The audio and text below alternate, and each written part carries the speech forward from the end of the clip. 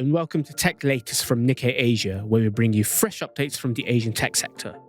I'm your host, Shotaro Tani, and in this week's episode, we dive into the impact artificial intelligence is having on India's labour market. With me to discuss the topic is Sayan Chakraborty, our Bengaluru correspondent. Sayan, welcome to the show. Thanks for having me, Shotaro. Good to be back. So, Sayan, just set the scene for us. How prevalent is AI in the everyday lives of Indians, both in work and in everyday lives? Right. So let's start with everyday life. I think Indians are adopting to AI at a very rapid pace, and so much so that OpenAI recently said that India is its second biggest market in terms of users. And that is now also because you see smartphones and thereby mobile internet is everywhere in India. I mean, there are roughly 900 million internet users in India. Everybody has a phone in their hand, so looking up things and all is very easy here. Now, when it comes to use cases, everyday life use cases is about mostly querying AI, kind of, which is replacing Google search, maybe, if I can put it that way, and content generation, images, docs, creating CVs, etc., etc. And many of them aren't really using AI consciously. AI is just another tool for them, and they don't really break their head over backends. For instance, people who are using, say, Gemini to generate photos, post them on Instagram, so on and so forth. Now, the you know the sheer volume of internet usage, and internet in India is among the cheapest in the world, makes India an attractive market for these AI operators. So, OpenAI has rolled out its cheapest subscription plan in India at about $5 a month, and Perplexity is giving it for free to through a tie-up with this local telecom operator called Airtel. And I think it's going to be a land grab, a kind of a scenario in India, as was the case in e-commerce, say about 15 years ago. Now, this is about everyday life, but there is also another set of population who use tools like, say, Superhuman for emails, Notions, etc., for notes, the tech-savvy, white-collar executives. So AI is becoming popular among them as well. Coming to work, so there was a piece of data in the story which says a McKinsey survey say 20% of the workers they surveyed in India said AI use is mandated at work.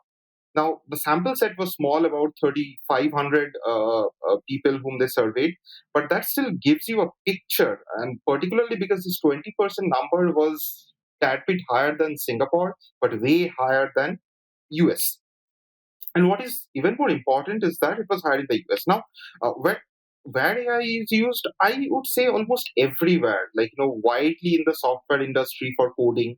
There are a bunch of LLMs, and then there are coding tools like Lovable, Cursor, Replete, and they are used heavily by marketers. Content generation can be automated from idea to video. Everything can be done through AI. So I think AI is everywhere now. Yeah, so let's expand on the use case in the workspace. You obviously have recently wrote a piece about how a lot of tech companies are embracing AI tools and using that to create more with less. So can you just expand on the work use of AI and explain some of the examples that you gave in your recent piece? Say, for instance, let's take Growth School. Growth School is a startup that sells professional courses. For instance, courses in marketing, courses in tech, courses in AI, and they basically assembles a team of industry executives, essentially senior industry executives who teaches these courses. Now, what Vaibhav Cincinnati wants to do is become an internet celebrity, in the sense he believes in founder-driven persona and startups. For instance, Sam Altman. When you talk about OpenAI, Sam Altman instantly comes to mind. When you talk about Tesla, Elon Musk instantly comes to mind. The founder persona driven startup is what he wanted to build, but he didn't have enough time to generate content. He ended up doing about 3 to 5 videos a month, but now he does 25 videos. So he has an integration with GPT-4, which kind of throws up every day 10, 15 ideas, tech related ideas. All the only human intervention here is whoever chooses the topic he wants to speak to and sends his team on WhatsApp a voice note with his take on the topic. And everything starting from the voiceover to the editing, and he has also an online AI clone which does all the talking. So he doesn't come on camera, he does nothing, he doesn't do the voiceover. He just sends something, a voice note to his team, and the final product is end to end AI generated. So basically, that negates the need to hire a lot of script writers and editors. Exactly. So you don't need researchers, you don't need script writers, you also don't need videographers. So all those jobs are not needed. All those roles are not needed. So that's super interesting. And I think in your story you had another example about a call center company using AI for debt collection, if I remember correctly. Yes. But I recently came across a study by Stanford University which said since generative AI has become popular, that's kind of led to a decline in employment for early career workers in sectors like software development and customer service. And those are two sectors that are synonymous with India's economy. So I mean, AI, the prevalence of AI sounds detrimental to India's core industries. And what's your take on that? Is it harming India's employment labor market? Right, right. Well, it's definitely not looking good. So, see, the general pitch is that AI makes us productive, which in layman's terms means like, one person can do more. So, why do you need more people? You don't. The scenario is, the volume of work has increased significantly, so we need to hire. But since we have AI, instead of hiring 10 people, we'll hire two. So technically, it's not jobs lost yet, but you know, there are many roles that will never see light of it. I mean, both in say call centers or software exporters, they end up doing the most mundane work. For instance, in a call center, they call and speak based on a template. And whenever something out of turn happens, the call is transferred to a senior agent.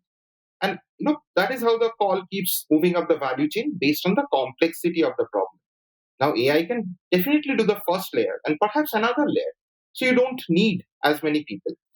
Same with software development. What an entry level employee largely does there was software testing, debugging, or coding. Now AI can do it, or at least do a lot of it. For instance, we interviewed the chief human resources officer at Tech Mahindra. Uh, he doesn't expect his entry level employees to do debugging and testing and coding anymore. He wants more from them. So what is happening is the bar is now higher for entry level employees. They are now expected to know some of AI. At least they need to know how to navigate those AI tools. And this ask is very different from what it used to be even 2 years ago. So the colleges also need to reorient themselves and train those employees, those students accordingly. Some of the better colleges are doing that. They've started doing that. We don't know how successfully. Time will tell, but not everybody is doing. So it's a tough time for entry level employees. What other social implications do you think of that will be? Obviously, India is such a youthful population. You've got millions of people entering the workforce every year, and if it gets more difficult for those young, new labor force to enter these jobs, what impact do you think that will have on India's society? If this plays out at full scale, the implications are concerning because see, India is a consumption-driven economy, and we talk about 5 trillion economy, so on and so forth. But let's also remember our per capita GDP is only 2,500. The 5 trillion is uh, is a big number, but that's also because we are a big country in terms of population. Now, India is a consumption-driven economy, which means personal consumption accounts for roughly 60% of the GDP. Now, if AI kind of takes over and not a lot of people are getting jobs or not a lot of new employment is being generated, then there is no consumption happening. Then this kind of casts questions on the overall GDP growth. And what can also end up happening is the social divide may grow wider. say candidates who are AI savvy or are relevant in the AI age will have their jobs, but people who don't, like call center employee who find it difficult to upskill, they will either be out of work or they may have to take lower paid work or enter the blue collar workforce. The social divide, there was this thing that India's middle class was expanding, but now the middle class may not expand as fast as people anticipated, and the blue collar workforce might balloon. And again, also there are not a lot of jobs there as well. So yeah, it could be challenging for the economy. And just to give you a number, white collar employment or salaried regular salaried work that is already shrinking in India. It used to be about 24% of the total workforce pre-COVID, and it's about 22% now. So this is not necessarily because of AI, but the decline has happened. And if AI plays out at full scale, it may exacerbate the problem. I mean, obviously, you paint a picture of the society being massively impacted by AI. But I'm just wondering, has the government taken note of what is happening or what might happen in the future, and are they, what other things that they're coming up with to tackle the problems that you outlined just now?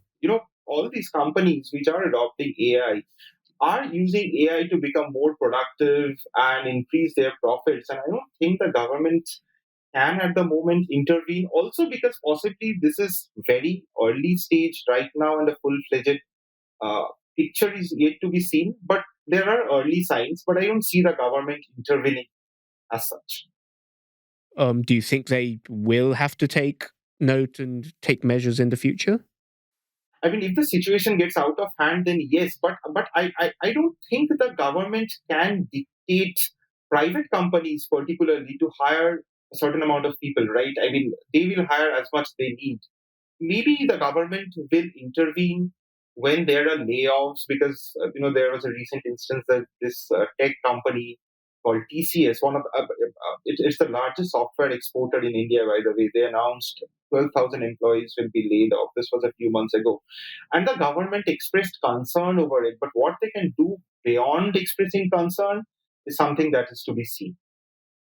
Gotcha. But is it all doom and gloom? Are there any positives that have come out from this AI boom in India? So I would call it doom and gloom yet, but it is definitely concerning.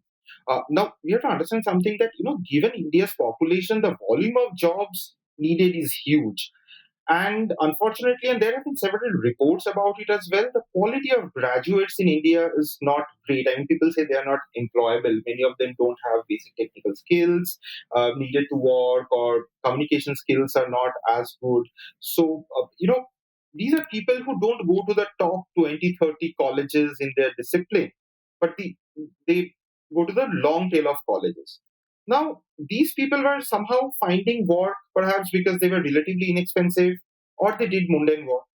Now, with AI, the mundane work will be automated, and this section will definitely take a hit, and that's a large population. I mean, to give you a perspective, number of Indians in studying in colleges at the moment is about 42 million. So that's a huge number. So it's not doom and gloom yet, but if AI continues to eat jobs, and makes it difficult for people to enter the workforce. I mean, let alone surviving. If it even makes it difficult for them to enter the workforce, because that is where maximum automation is happening at the moment, the entry level jobs, it's definitely going to be a concern going forward. Gotcha. Perhaps we'll check back in a year's time and Yeah. get a sense of what's happened in the year since we've had this conversation today. Thank you, Sayan, for your time. Thank you so much, Shotaro. That's it for this week's episode. You can read Sayan's piece on how AI is changing the Indian labour market, as well as the latest Asian tech news on our website, asia.nikkei.com. You can also subscribe to our weekly Tech Asia newsletter, which will be delivered to your inbox every Thursday. Thank you for tuning in, and see you in our next episode.